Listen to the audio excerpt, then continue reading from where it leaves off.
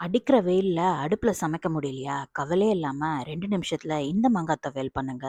ஒரு சட்டி சோறும் காலி ஆயிடும். வெல்கம் டு சிம்பிள் சமையல். வாங்க சமைக்கலாம். முதல்ல ஒரு மிக்ஸி ஜார்ல ஒரு மாங்காய் நல்லா காயா இருக்கிறத பார்த்து கட் பண்ணி சேர்த்துக்கோங்க. கிளிமூக்கு மாங்காய் இருக்கும்ல அது.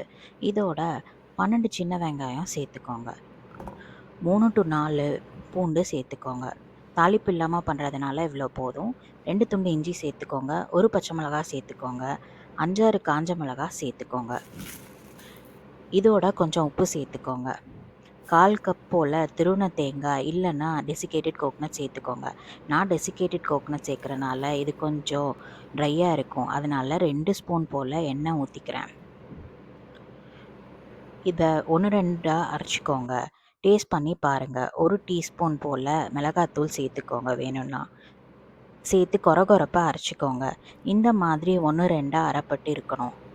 அப்போ தான் சாப்பிட போது நல்லா இருக்கும். கையில் வேணுனாலும் நீங்கள் அரைக்கலாம், நல்லா இருக்கும்.